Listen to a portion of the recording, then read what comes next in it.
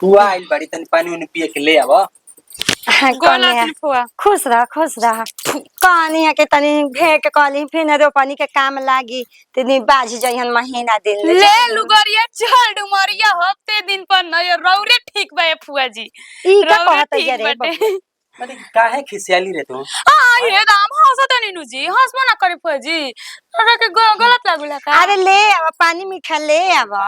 के बैठ गइलू का हो गइल फुआ गइली त ए फुआ जी रौरा त बता के आई होइले ना अगर तो छोटकी भी फोन आता हमरा भी फोन आइला कि हम जानी कि मीठा पानी लेके आई दादी आ गइल बाड़ी तो का हो गइल बाटे? ए कनिया फोन क के आई तबे तो हम लोग जन बुझा के फुआ आवत घरे आगुन त ना जानलू जा। अरे जौने बतावा ने माय भात बा चाहे सब्जी भात बा चाहे चीनीए पानी बा ले के द जी रौरो त मुंहवे खाली बोलेला मार भात दे दिए त छीपे पटकी ना रौरा से ढुकल जाई मार भात। अरे देखी है कही है कम नहीं ना होई त ई मत कह के बूची जी कहनी है भैया खिसिया लगे ना हो कम का होई आ जान तड़ तेरा भैया के आदत एगो बड़ा खराब है जब मीट मछली घरे बनी नु तब उनकर 4 गो संगतिया हन जा। अरे का करबो जे दोस्ती यारी बटू है या दोस्त यार ले कहलन कि चल हमरा घरे मुर्गा बनाता कह दे से कि ना भैया लिया का चलो ता ई हफ्ता में तो 8 हफ्ता में 4 दिन बहरिए खालन फलनवा घरे अंडा बनल बा त फलनवा घरे मछली बनल बा का करबो खइबू ना कुछु कहे नीलू बुची तार भैया के 10 आदमी के आदमी हड़न जानलू नाम रहे ए भौजी नाम रहे हमर भैया के जान जा दीदी का हो कनेवा कहतड़ी हाथ में हो जाइन वो मुर्गा के डाल से गौर सुना कहनी हनु डाल दो हां फुआ जी फोन अभी के कहली है कहत नीनू कि आवतनी का आइए गोइल बानी टेम्पो स्टैंड में बानी तो वो करे बतिए हो हमने की जाना पूछी अब बता हिन करा अभी फोन करे ना न और के माथा मारी खबर बड़की भौजी बड़ी तारा भी काहे फोन करत है यार का जाने कहत कि आवतनी ये कने तो हम कुछ हमरा भी ना कॉल भए नीलू बुची हमरा भी ना कहले है बताव जाए त तू मत कुछ जाना अब देख लो हम का कोई तोहर बानी हम आइम तो कर बात अलग बटुएल बानी ऊ कौन थी अब तने से देख लो कि हम दे पुरान बोले बानी उ केतना उ माने अपन दिखाइए देली छुदुरपन कि माने हिनकरा भी फोन करके कहतड़ी कि आवत अरे नियत नहीं खे ए भौजी जान जा ऐसा बात नहीं खे का जाने माने तहरा कुछ नहीं की बोलत हम उनकरा के बोलत नहीं कि उ का हड़ी अभी तू नहीं खो जानत जानलू ए छोटके भौजी तू ही अपना से बताव फुआ नहीं करत या तारा भी फोन करते हम बड़की भौजी पे फोन नहीं के करत हो ना ए बुची तो कहनी है कि का तो बनाई देती बनी का मुर्गा बनते बाटे भैया जी सब अभी करें जा खयन हुए अब का करबू अब उनकरा खाती आ ए बुची ए नीलू का मुर्गा भात बना खिएबू ए नीलू बुची अब ए करनु कि जहिया मुर्गा बनी तहिया कहन के बड़ी फुलरा बनावसन जे बड़ी फुलरा बन तो कहन मछरी बनावसन उनकरा बने ना भरेला भौजी नीक बार बने ओकरा पता चल जाला का जाने दादा वाला में लागिले के न कौन उगा तमा के कौन बुद्धि मन दिमाग के हड़ी हमरा के दे माड़वा निकल त रख दिया जा माड़ भात ओकरा के दे दे कहेला आदमी कि नियरा के हित बार बार आवेला बता तू उनकरा से तो ढेर नियरा बाड़ू आ हो जा बिहिया से आ जा तो ढी जा अरे छुदुरपन के बहुत होला ए भौजी फुवा ठर छुदुर आदमी माई रहे बाप रे बाप माइयो कहे कि रे बुचिया तोर फुआ हमरा के इज्जत कर तरी खाना खाती बंद कर दिता खिसिया हनी का फुआ जी तू कहते का बनी चढ़ी देखलो ही बनी वहां के फिर चढ़ कंजूस है ये तोहरे बियाह में मुंह देखावन बोल तो 9 गो छिप काट देली है छिप काट लायक बड़ी आय हमार गोतनी और हमरा दिक्कते नहीं के ताय तार एथी और दिक्कते नहीं के लुगा फटक ना देखलू कि ए भौजी ए कनिया हम है लुगा ना ले है बूढ़ के लुगा हमरा के देत तनी नीक चटक लुगा जवान रहती नु बुची त जान जे कि टोला टगटगा देती बूढ़ भाई तो हाथना जवानी देखावे नहीं तो रोटी बना दी कि चावल बना दी उनका खातिर भाते बनावो रोटी खाए के करा दे हाथ दो हम दे दे ओकरा के खाए खातिर हां रोटी खा खा त जानते बन उनकर मन मठुआ गुल बाटे जान जा ठीक कर ले पतो ये छोड़ के बाहर रहले त के सास सही जी हता ना रोटी मत बनाई हो ठीक बा हां इनकरो के समझावे के पड़ी जानलू ए भौजी अभी एक बार के मिलन बा ना मिलन बार-बार ओखदा तब नु मन भरे एक बार के मिलन त कोई के निक लागेला बात सही कहतो लेकिन हमरा ये बुझाता कि बताओ हमरा भी फोन कर ले कि हमारे पतो ही आवत नहीं अबे तो ना बुढ़िया के तब ओकरा के बतावा तनी तब ओकरा काम बोललो बिना आदमी भंगुआइल रहेला बोलाई न जात के पिसले छिललू है ना छिल दे में गुदुगो खाली चलो पियाजवा काट दे तनी दादा हाथ ना बताओ योली ते वो खाली खर्चा के घरी बुढ़िया करावत रहेले एक दिन में माय बात चोखा ना ढुकी रोज इसी में किस्म के खात रहेली चला हो दादा कौन मन नहीं खेल लागत अभी काम धंधा के दिन नहीं खे अभी कहाँ रोपनी लागत तले घूमे आई मन लागेला तब दिन घरे रहेला अकेले बाई जाइम तो तनी तेल पानी लागी निक जब खाए के मिली। अरे फुआ हाँ रे गोड़ बबुआ, लागता खुश रह खुश रह एने कहाँ चल देला। अरे जात रहनी तनी खेतवा रोपनी लागल बा। अच्छा जब पानी लग गोल का हमने कहा त बियावे नहीं खेते यार अरे भाई तो बेटा, अरे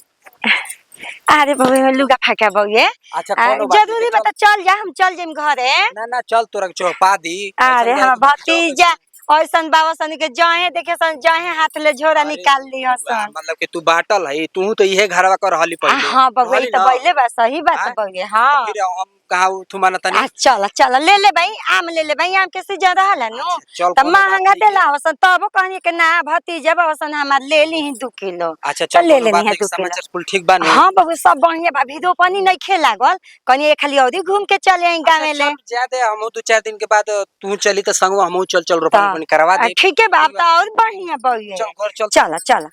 हमार भतीजा निक बाबा सन हो बैठ लो बैठ। बैठते हैं बउआ बोलावा कनी मन के बोला। अरे बाप रे बाप फुआ आइल बड़ी तनी पानी उनी पिए के ले आवा। हाँ, गोला कनिया की फुआ खुश रह कनिया के तनी भेंट कली फिर रोपनी के काम लागी तनी बाज जइहन महीना दिन ले लुगरिया चढ़ डुमरिया हफ्ते दिन पर नय रौरे ठीक बा फुआ जी। ई का रौरे कहत ठीक है रे बाटे। अरे काहे खिसियाली रे तू? ये दाम हंसत नीनू जी हंसबो ना करे फुआ जी तोरा के गलत लागला का। अरे ले आवा पानी मीठा ले आवा के बैठ गोलू। का हो गइल फुआ आ गइली तो? ए फुआ जी रौरा त बता के आई होइले ना अगर तो छोटकी भी फोन आता हमरा भी फोन आइला कि हम जानी कि मीठा पानी लेके आई। ज्यादा आ गइल बड़ी तो का हो गइल बाटे? ए कनिया फोन क के आई तबे तो हम लोग जन बुझा के फुआ आते घरे आगुन तो ना जानलू जा। अरे जौने बतावा ने माए भात बा चाहे सब्जी भात बा चाहे चीनी पानी बा हाँ, ले ये के फुआ द। जी रौरो त मुंहवे खाली बोलेला मार भात दे दिए त छिपे पटकी ना रौरा से ढुकल जाई मार भात। अरे जौन बनल बतावने लेके द एगो बात कहनी जौने बा कहनी उहे खा के आदमी राम करी साई के मुर्गा मछली बनी। ए फुआ जौन बनल हो तौन खा लिए। हाँ बबुआ ठीक बा। हाँ ठीक बा जा बबुआ। चौपावे ले नी। हाँ ठीक बा आई लव फुआ में आम ले। देखा में आम ले जाई 2 किलो हो कनी। आम तो अपने घरे 2 किलो सरता जी आम के पूछेला। देखो त न बबुआ मुंह ठेली जानू त हमरा निक ना लागेला लेकिन नैहर आवे बिना रहले बिना आइले त हम रहम ना। फुआ कोनो बात नहीं कि हम बानी न कुछ कहत नहीं हम तोरा। ए बबुआ त तो होनिए के मुंह देख के नु हमें आवी ना ओ कनी के ना ठीक बा। जौन मन कर जौन खाए के बा। आ सुन मुर्गा ले आवतनी ठीक बा चापे के बा तोरा ठीक। हां बबुआ ठीक बा ना हम जातनी खाए। जा जा जा बतावा हो कैसे मुंह उठ के जातई जेकरे घरवा वाला बर त बारवा वाला घर त उहे हाल बा। माई बाबू मर गेलन त का अधिकार नहीं खे घरवा में आवे के हमार। कपार पर बोझ एगो आवत तारी बुनका के बना के खियावा रख कर धर। ए भौजी तू नहीं खुद जानत तारा निक लागत टुए जानलू नु हम कह के जानत हमारा माई के रोमा ढाका ढाका ई फुआवा रखली बे बूढ़ा गोलते करम कॉल धल करनी भुला जइबो आ जैसन करेला उ भरेला जानलू नु। जाए दी का हो जाए उनकर करे को उहे दिमागे बा ओतने बात। हमरा त जीव जरता हमरा सोचे खाना पीना मत दे हम गरिया दे। हां हमरा सोचा कर दिया कि ना आऊ अखिया में का जाने काहे पियो रह द तब आई तू काट दी छोड़ फुआवा काट दी। आ नीलुआ केने बावे रे देखो ना कैसे बीखे भाव छिटा राखे धइले बस लूट बाबू कतना समझाई ना तब लूट नहीं खे कनी के ले आम खाले पकल खुश रह कने मांगे को खे जो दा फूल लेखा फुलाई रह ले रे नीलुआ। ना रे हमर खांसी में भइल बटुए सर्दी ना आम ना खानी। हां काहे के तो मिलल हम ससुर में बागानी आम पाकत कोई पूछते नहीं खे खाली हला ए बुची इना खाई रहेगा तबीयत खराब बा ले जो खा ले तू अखिया में बहुत लागत रख ले भात पर खाली है मार भात बनते बटुए तब का माने देते तो तेरा महकत है काहे ऐसे बोलत है समूह आठ के आ जाए दी बुआ जी रख दी बाद में खा ले के। और कैसे वो सही बोलल हिया तू सही बता ये कनी में आई के हम पर छोलिया आचर से गोड़ लागत है तो नहीं। हां त कनवा करनी सब वाकिफ नहीं खिनु दैया हो जयन त ये पता खुशी ले देता ही ले बल जला। हां त अच्छा छाइन बड़ी बहुत बोलत रे ये कहाला माई बाबू मर गेलन अपना मन के हो गइल उलो की ना पापन के नजर पड़ गुलो पता कम बोल दवाई लेखा फायदा करी ढेर बोलत इस एक्शन। कमे बोल जन ले मने के तोरा के कतनो प्रेम से कहला पनु तो खरवाइए के बोले ली जाके खोज हाला गुना ना करी कने देखो तनु कैसे बोलतिया माई बाबू मर गेलन अपना मन के हो गेल बिया एकदम इहो जो ना कहे के का हो गइल माय बाबू मर गेलन तर गेलन स्वर्ग में चल गन तोर नरक में पाप नहीं खन कर पाप यही त नए पर गोली दात चिहार के जानलू ढेर नहीं के मतलब पुआ ढेर नहीं के बोला तू जी का हार जो तबुआ जी तू ना मरबू तू ना चिरारी पर जइबू देख ला अरे तारे तो कुछ पानी ना दी जानलिस नु हां कहत है जन बतिया कान खोल के सुन ए चुप रह तू करे कर हो जहां जइबू नु जा तो हां माई के कहते चियार के चल गेले तू कहत चुप रह के गोली ना हो कोई के बास ना लेबे देता अरे ता तो हो लगा ना तू तड़ेर के जइबू तू देखी हां उ त चियार के तड़ेर के जइबू देखो तू का करत हूं सब भगवानों के पाप हां त भगवान के खाता बही में तहर लिखात कि तू का करत तारू हां हो कमे बोला कहत है नु अभी उतना चलती बा हमर नु अरे जइबी कि हम जाई जो चल जो रे ना जे हमार घर है बाप भाई के हमरा एक बनावा खियाबा हो हमारा बस के बात नहीं के भी रह के जुबा चाल चिन्हावेली न चिन लेखा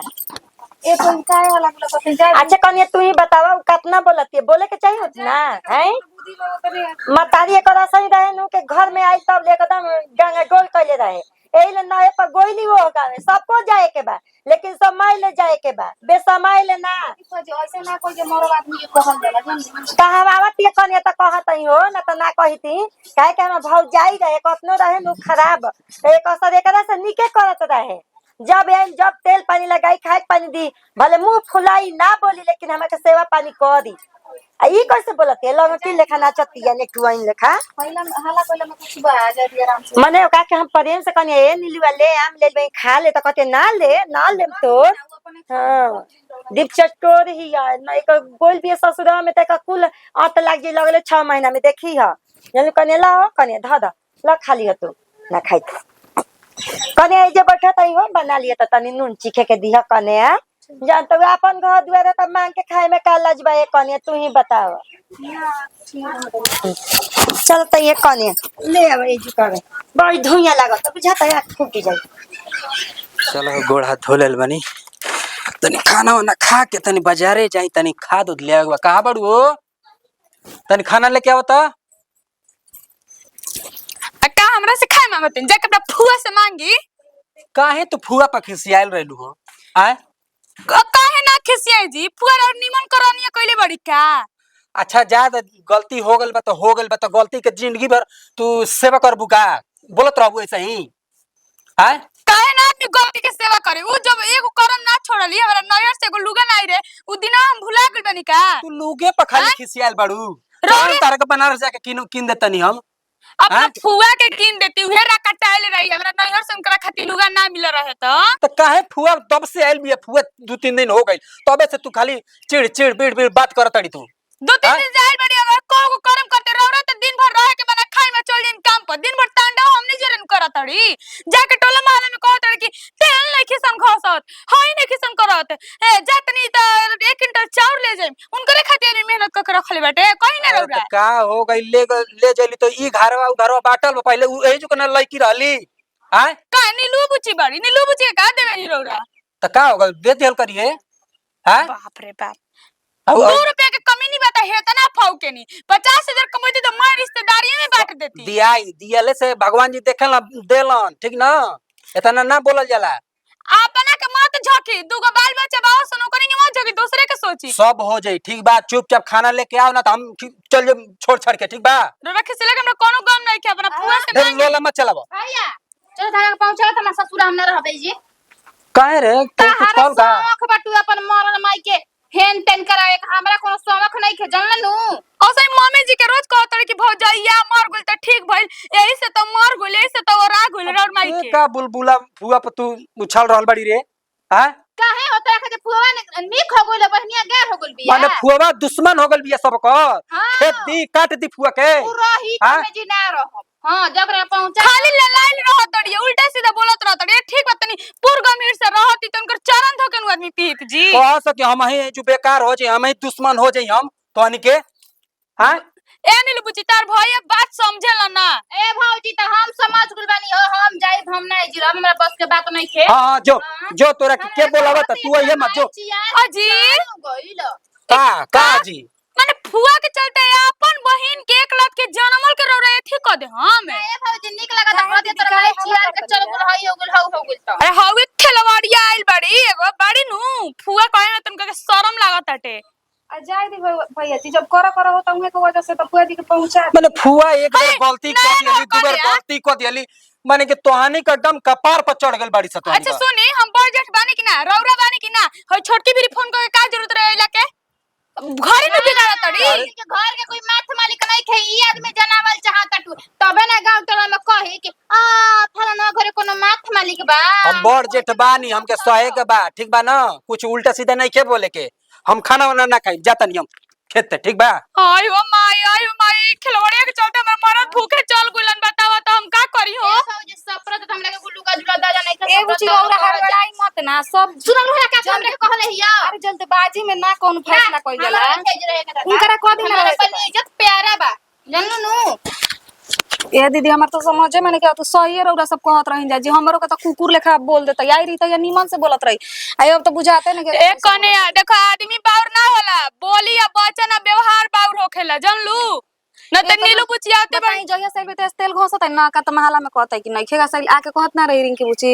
महला में और कहतड़ी और कान नहीं की कहत महलवा में कि खाए के अच्छा बड़ी करी बन रहनु तो कहतड़ी कड़ी भात भुंजिया बनैली असन अलग मार लेखा अब का बनावल जाओ एकदम अत क देले आ बिया जाए दी के जौन कहे के बा कहे दी भगवान सब देखत तड़न उहो के आइल बनिए जना ई ना कि घर परिवार मिला के सास ससुर में कने का कहत जा हो